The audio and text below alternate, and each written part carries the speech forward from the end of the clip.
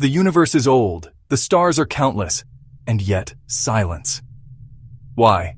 This question is called the Fermi paradox. One possible answer is terrifying, the great filter. For all of human history, we have looked up and wondered. We saw gods and monsters, heroes and stories. But now, with our powerful telescopes, we see something else. We see planets, trillions of them, circling countless suns in our galaxy alone. Many of these worlds are in the perfect place for life to begin. Not too hot, not too cold, with all the right ingredients. The universe should be teeming with voices, with signals, with the hum of civilizations far older and wiser than our own. And yet, when we listen, all we hear is silence.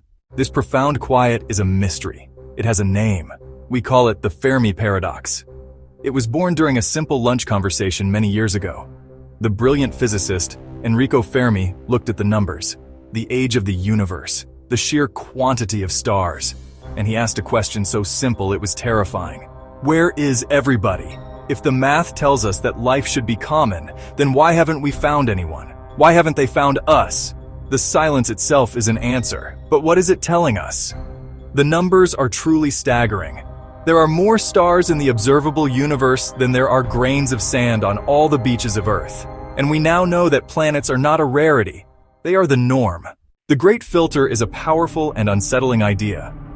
Imagine a long corridor that every fledgling species must walk down. Along this corridor are a series of doors, or trials. The first door might be the very spark of life itself. The next might be the jump from a single cell to complex organisms. Then comes the evolution of intelligence, the discovery of tools, and the building of a global society. The Great Filter proposes that one of these doors is almost impossible to open. It is a wall that stops nearly all life in the universe from progressing to a point where it can communicate or travel across the stars. This wall is why the universe is so quiet. So, where might this filter be located? It could be in our distant past. Perhaps the emergence of life from non-living matter is the great hurdle. If this is true, then we are the first. We are the ones who won an unbelievable cosmic lottery. It would mean that we are profoundly special, carrying the sole spark of consciousness in this galaxy. But there is another possibility, one that is far more disturbing. What if the filter is not behind us? What if it lies ahead? This would imply that life and even intelligence are common throughout the cosmos. The universe could be filled with countless civilizations on the verge of greatness. But they all reach a certain point, a technological or social challenge that they cannot overcome. They invent something that leads to their own destruction. They exhaust their world's resources and their climate collapses.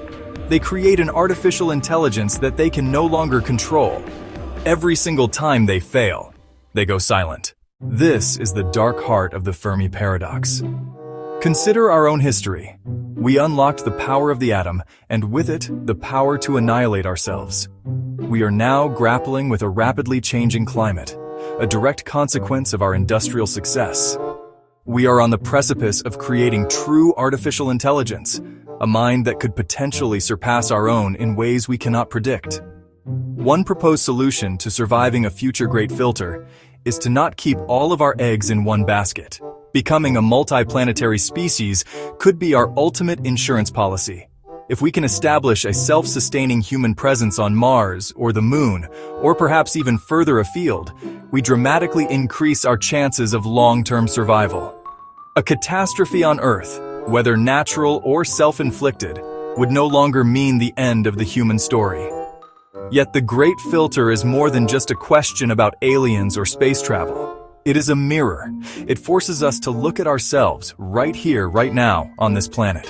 It asks us to consider the trajectory of our civilization. Are we on a path towards wisdom and longevity, or are we accelerating towards a silent end?